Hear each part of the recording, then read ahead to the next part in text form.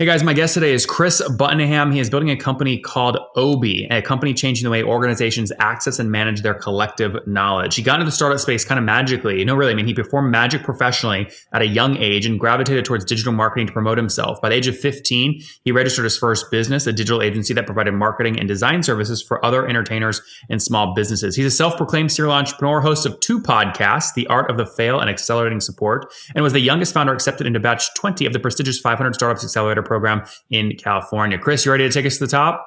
I'm ready. All right, man. So what is Obie? And if people want to follow along, it's obie.ai. What's the company do? Yeah, so we built a faster way for companies to capture and access their collective internal knowledge. And how does that work? So right now, my team it's all systematized via Google Drive. We upload documents, we label them correctly, we search, we find what we need. How do you do it better? Exactly. So I'm sure, digging through folders and file structures trying to find those documents. So with Obie, we make that knowledge more accessible. And we do that by first putting an intelligent search on top, but also bringing the user experience into the workspaces that you're already spending your time. So we have robust integration with Slack. And we also just recently released our browser extension. So you can quickly pop open the Obie browser extension, ask a quick question, and get that knowledge from Google Drive or anywhere else that information might live. Mm-hmm. So, one of the things that I get asked all the time is, hey, Nathan, can we sponsor your podcast? So years ago, I put together a 1-pager for this, and I just know the keyword in the file is sponsor podcast. So I just type it, download it, send it. What you're basically saying is you feel like you've built a system where it reduces that by 1 or 2 clicks somehow. Exactly. And oftentimes in a team setting, this information is dispersed across multiple systems. So in your individual use case, sure, it might just live in Google Drive, but for a lot of organization, this is split across Confluence, Google Drive, Dropbox, you name it. And so we bring that into one single source of truth. Got it. And walk me through what people are paying for this. On average, what's a customer paying? Yeah, so our core product is very much designed for mid-market customers. And so we have designed our business model to accommodate that. The average price is $399 a month. So we actually have flat pricing for up to 500 users. $399? Correct. But then we have a $60 admin fee. And so that's sort of our land and expand component. So for the administrators of let's say an IT team who want to see insights and analytics on the questions that their employees are asking and discover knowledge gaps within the organization, that costs you $60 per seat.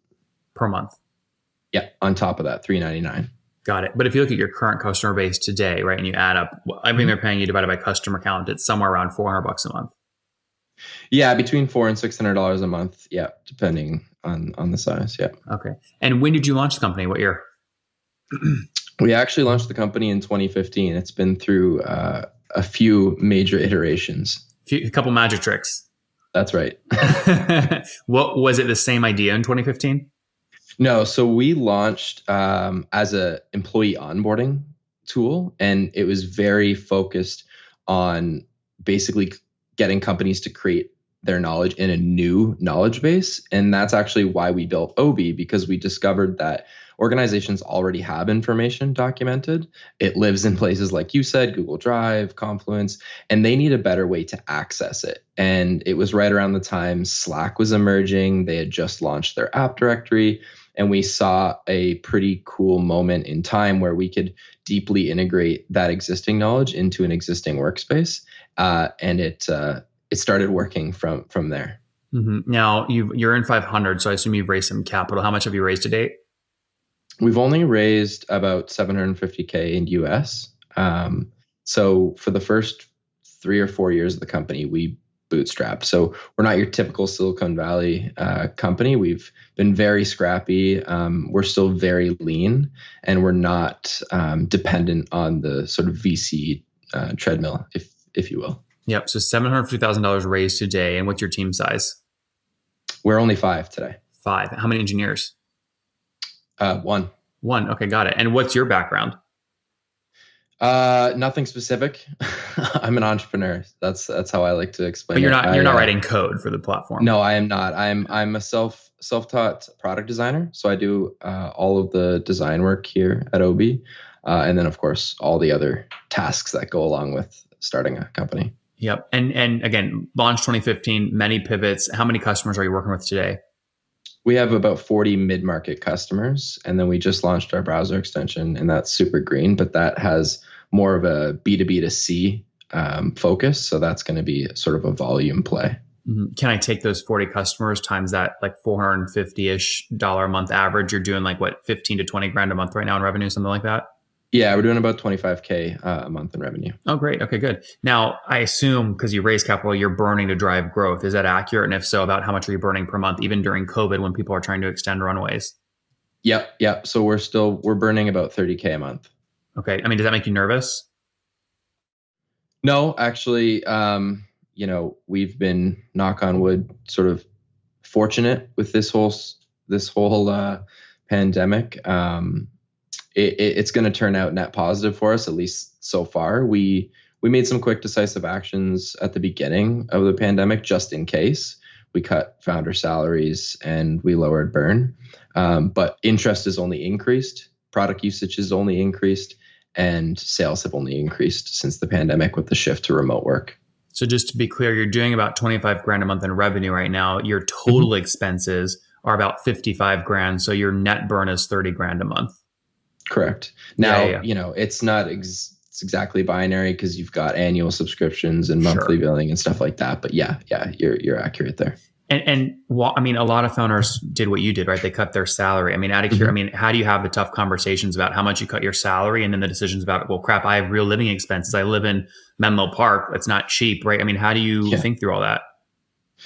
Yeah, I mean, I think that's what makes our team unique is that we've constantly had to make those tough decisions. Like before we got into 500 startups, the company was almost dead. And, we hung on, we bootstrapped, we got really creative with the expenses. So this isn't something that's foreign to us.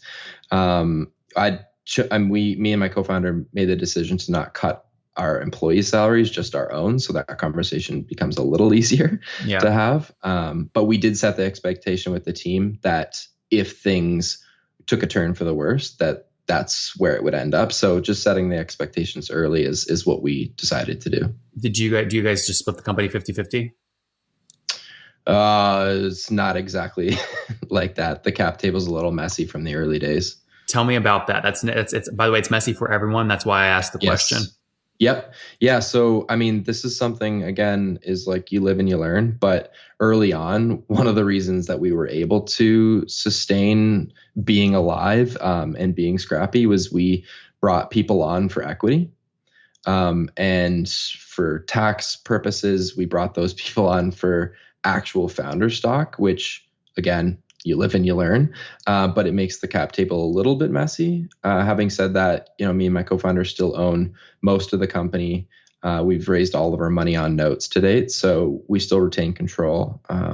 But I don't know if I would do it necessarily differently in terms of sweat equity, because we wouldn't have gotten here without those amazing people's help, and we didn't have any money to pay them. So we came from a rural place in Canada where VC isn't all that prominent, and we weren't successful, founders that have had big exits or anything like that. So we got creative, and it's got us to where we got to today. You got to be creative, but it sounds like you and your co-founder still own what you said a majority is, like more than 60, 70%. Yeah, about 60% of the company. Yeah. That's not horrible. And then walk me through again the second tough decision you guys just made, right? So, I mean, what were you guys paying yourselves, and what did you guys decide to cut it down to? Okay, well, so we were paying ourselves. We paid ourselves nothing for the first two years of the company, and then as we started generating revenue, we paid ourselves, I don't know, some poverty level salary, like $30,000 a year, Canadian dollars. And then it was 50, and then we got up to like 80, and we're trying to recoup some of the debt that we've personally put ourselves into. But we feel comfortable doing those things because we have generated revenue, enough revenue to keep the business sustainable if we had to cut expenses. But yeah, we cut our salaries recently 20%. But we're in a position now where things look stable. Like I said, it looks like this actually will end up helping us. We're very Yep. grateful for that. So we're probably going to go back to what we were. So you cut from like 80 down to like 65, something like that. Exactly. Yeah. Yeah. Is that your co-founder cranking behind you? Yep, that's him. Nice. That's good stuff. Cool. Let me see. So what else am I missing here, right, about the story, right? You told us you launched 2015, sort of messy cap table, but that saved you cash early on. 40 customers today, 25 grand in MRR. You're burning right now, which is fine. I mean, what about churn? Churn's critical in a SaaS company.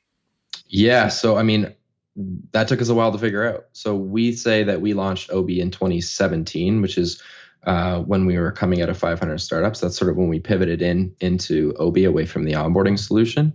And it took us until last year to figure out churn. That's sort of when we discovered that, we've hit this elusive thing called product market fit, defined by just surveying a lot of users and using some of the existing frameworks out there. But now we have churn really stable. It's below 3% a month.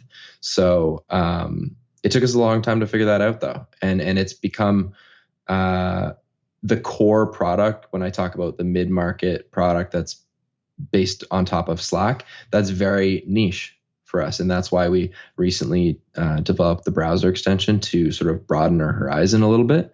But in order to get to product market fit, in order to get that churn down and really understand who a qualified customer was, we had to narrow that scope a lot. Yep. And what is you can survive with a lot of churn if you're not bleeding cash to acquire customers, right? So to get a new $400 or $500 a month customer, what's your fully weighted CAC? Yeah, so that's where it's a blessing and a curse for us. So we do not yet know how to take $1 and turn it into $2, which is unfortunate. What is fortunate about our model is that 95% of our sales come inbound organic. So we're relying heavily on existing channels of distribution, like the Slack app directory, the Atlassian marketplace, Google marketplace, so on and so forth. We're investing in content marketing and SEO, which seems to be starting to work, but we do not do almost any paid acquisition. We do some experiments from time to time. We do a little bit of retargeting. So I can't actually tell you what our CAC is. Walk me through sort of these early paid experiments. Have you tested any sort of Google or Facebook ads? And if so, how'd the tests go? Oh, yeah. Yeah, we've tested all of the channels in many different ways. I think what we've discovered, this is sort of anecdotal, but Obie's very much an impulse buy, and it's a sort of specific time in the buyer journey type thing where you can't really hit them with the ad if they really haven't felt this pain to a certain degree, and that pain is very specific at a very specific time in a company's journey. And that's really difficult to narrow in on paid ads. What has worked, though, is retargeting. So people that are coming in from some of those free channels and then just retargeting them to keep the brand top of mind, and also doing some targeted ads specifically on Google against competitor keywords has been, there's a market, there's a vertical that's growing in our space. These like modern knowledge tools. And so they are way more capitalized than we are. And so leveraging some of their traffic that they're paying for and getting in front of their customers is something that's starting to work for us as well. Some of your content marketing plays that you rank really high for are things like Slack custom emoji, which you rank in the 10th position. Yeah. You get 21 hits per. Google orientation, tasty, but spelled wrong because maybe I think maybe your parent company is called Tasty. Tacit. Okay, got it. Yeah. I don't see though a lot of like, Slack to customer success portal, tricks or like content keywords like that. Are you experimenting with that? And if so, when do you think those will start ranking for you? We are. It's just super low volume, which is, I think, the unfortunate part about the core product. And the sort of segment that we've reached product market fit in is quite niche, and that's where we're trying to remove that platform dependency, broaden our horizon a little bit on the product side, which also broadens our horizon on the type of customers that we can acquire and make successful and not churn and so on and so forth, which is, putting us in a better position to compete against some of the other solutions out there in the market. You giggled with the emoji stuff. It's also, it seems to be what people search you for. Is there a market there? What's the story there? Story is we've written a shitload of blogs, and there's a couple that just went viral and like that, and there's no rhyme or reason, just writing on the topic of Slack, and that's the one that seems to continuously drive a ton of traffic. That's so funny. All right, real quick, pick a baby: Slack, Atlassian, or Microsoft. Which marketplace drives you more new trials? Slack. Interesting. All right, man, let's wrap up here with the famous five. Number one, favorite business book? The Subtle Art of Not Giving a Fuck. Number two, is there a CEO you're following or studying? Elon Musk. Number three, what's your favorite online tool for building the company? Trello. Number four, how many hours of sleep are you getting every night? 5.5. Okay, and what's your situation? Married, single, kids? Girlfriend. Okay, good. Not good answer. Not married. Yeah, single would get you in trouble. Yeah. All right, so not married and no kids. How old are you? I'm 28. 28. Last question. What do you wish you knew when you were 20? Managing people was hard. Guys, there you have it. Obie.ai. If you want to check them out, find and capture knowledge faster at work. They've got about 40 customers paying $450 a month, doing about $25,000 a month in revenue. Founded back in 2015, raised about $750,000 to grow the brand. Currently burning about $30,000 per month as they look to scale with a team of 5. Churns about 3% per month, trying to obviously improve that, again, as they use Slack, Atlassian, and Microsoft app exchanges to drive additional customer growth. Chris, thanks for taking us to the top. Thanks for having me.